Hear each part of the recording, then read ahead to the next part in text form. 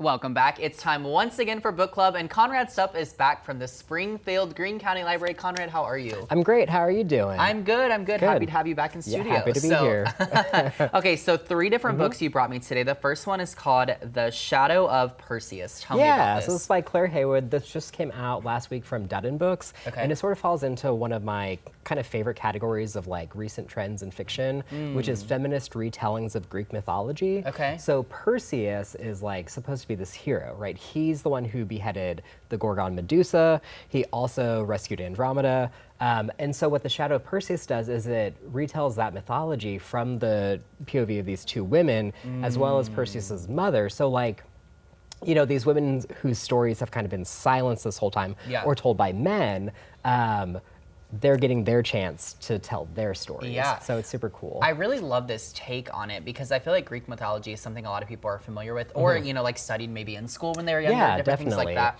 For people that really love this specific type of like genre or book, what are they going to love most about this specific book? Yeah, I mean, it's always fun when you get to see a story that you are familiar with reimagined. Yeah. Because it just expands on it. But also, like, right, for so long, these women's stories have been relegated to, you know, the role of wife, mother, and monster. Yeah.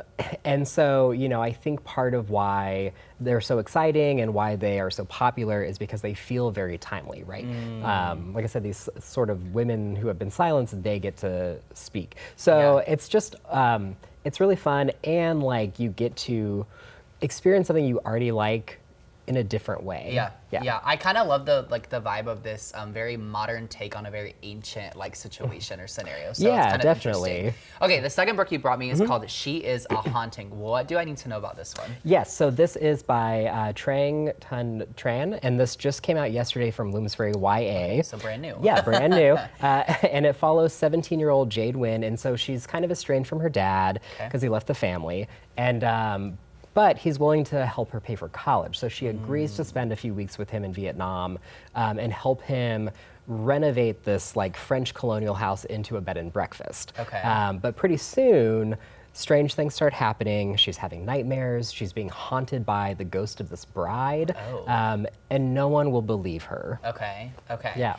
Do you think there's anything to be said for this book with those who maybe are also dealing with like their own family issues? I know it's like really deep, but yeah. Well, you know, one of the things that is so great about horror for young adults is that like it's such a scary time in life, right? Because you're sort of figuring out who you are. There's uncertainty about the future, but you also might be learning things about your family that you didn't know, or kind of getting insight into like the terrible ways the world can work.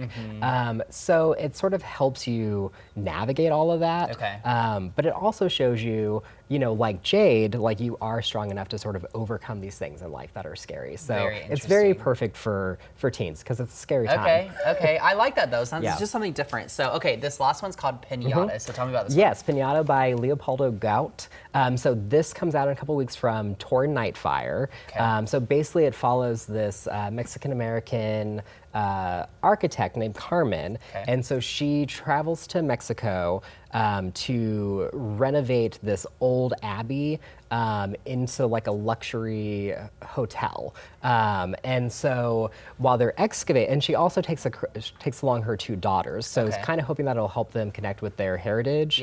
And so while they're excavating the site, there's an accident and this room is unveiled and there are all these ancient artifacts, including this pinata that is made of porcelain. And it contains something malevolent, and this malevolent thing follows Carmen and her girls home. Okay, so kind of like mystery genre or maybe something else? Yeah, I mean, there's a little bit of mystery figuring out sort of like what is this thing. But it's also sort of about like ancient, not evils necessarily, but entities trying to expose sort of, you know, why they are haunting these people and sort of getting retribution for the things that have been done to them. Very cool. All right, Conrad, always love the selections you bring me. If people want more information, where can they go online? They can go to thelibrary.org. All right, best website in the world. Thank you, Conrad.